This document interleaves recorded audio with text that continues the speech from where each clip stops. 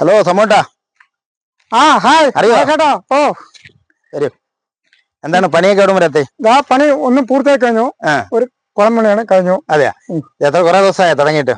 രണ്ടാഴ്ച ആയി. രണ്ടാഴ്ചയായി. ഓഹോ. എന്താണ് ഇവിടെ പണി? കുളം വെറ്റിലായിരുന്നു പണി. കഴിഞ്ഞു, അടിപൊളിയായി കഴിഞ്ഞു, ഫുള്ളായി. എന്നത്തോടെ എല്ലാം തീർന്നു. അതെ. എത്ര ദിവസമായി ഇവിടെ പണി തുടങ്ങിയിട്ട്? രണ്ടാഴ്ചയായി. ഓ, സമോട്ട് ഈ പണി രംഗത്ത് ഇറങ്ങിയിട്ട് എത്ര വർഷമായി? ഒരു 20-22 കൊല്ലോ. അതെ. എത്ര തൊഴിലാളികളുണ്ട്? 10-12 പണിക്കാരുണ്ട്. ഉണ്ടല്ലേ? ഞാൻ കണ്ടിരുന്നു ഇവിടെ കുറെ ആൾക്കാര് പണിയെടുക്കുന്നതായിട്ട് കണ്ടിരുന്നു അല്ലേ?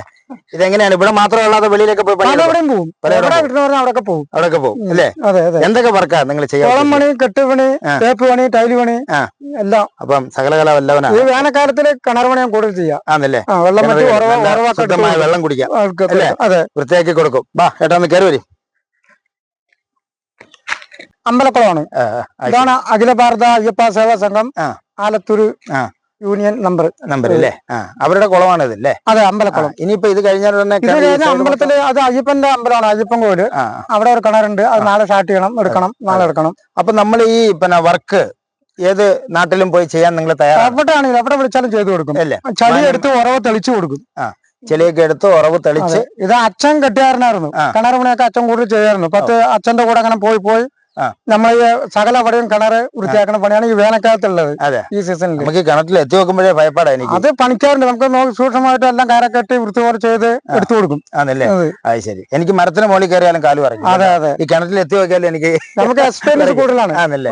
നിങ്ങൾ സമ്മതിക്കണം, ഇത്രയും വലിയ ഹൈറ്റിലും ഇത്രയും വലിയ ആഴത്തിലുമുള്ള കിണറ്റിലൊക്കെ ഇറങ്ങി പണി ചെയ്യാന്ന് പറഞ്ഞാല് അല്ലേ? അതൊക്കെ ഒരു പ്രത്യേക ഒരു കഴിവ് തന്നെ അല്ലേ? എന്തായാലും വടക്കഞ്ചേരി ഒരു 10-250 കിണറ് എടുത്തു കഴിഞ്ഞു. വടക്കഞ്ചേരി, കിഴക്കഞ്ചേരി, അങ്ങനെ കൊല്ലംകോട് എടുത്തിട്ടുണ്ടായിരുന്നു. ഇടയ്ക്ക് വേറെ ഏതെങ്കിലും തമിഴ്നാടോ വേറെ വേലന്താളത്തിന് ഒരു കുളം ഉണ്ടായിരുന്നു. അത് വെട്ടിക്കാൻ പോയിട്ടുണ്ടായിരുന്നു. അത് പോയ കൊല്ലത്താണ്. അവിടെ 2-3 കിണറുണ്ടായിരുന്നു. അത് കഴിഞ്ഞു. അപ്പൊ ഇനി ഈ കാണുന്നവര് മറ്റുള്ള സ്ഥലങ്ങളിലേക്ക് വിളിച്ചാൽ നിങ്ങൾ പോകും? വിളിച്ചാൽ അവിടെ ആണെങ്കിലും പോകും. അപ്പൊ തീർച്ചയായിട്ടും നിങ്ങൾക്ക് ഈ കിണറ്, കുളം ഇങ്ങനെയൊക്കെ വൃത്തിയാക്കി തരണം എങ്കിൽ സമൂഹത്തിനെ വിളിച്ചാൽ മതി. സമൂഹത്തിന്റെ കോൺടാക്ട് നമ്പർ ഞങ്ങൾ ഈ വീഡിയോയിൽ കൊടുക്കുന്നുണ്ട്.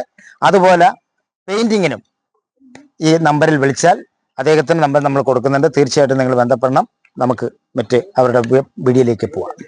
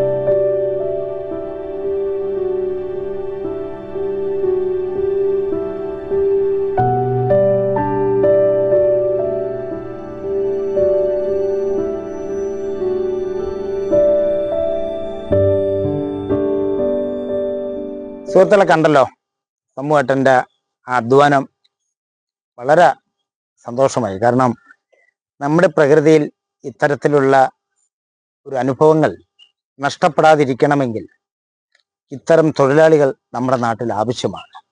ശുദ്ധമായ കിണർ വെള്ളം, ശുദ്ധമായ നമ്മുടെ കുളത്തിലെ കുളി, ഇതൊക്കെ വളരെ അത്ഭുതകരമാണ് ഇന്നത്തെ കാലത്ത്. പക്ഷെ ഇത് നിലനിൽക്കണമെങ്കിൽ ഇത്തരത്തിലുള്ള തൊഴിലാളികൾ നമ്മുടെ നാട്ടിൽ ആവശ്യമാണ്.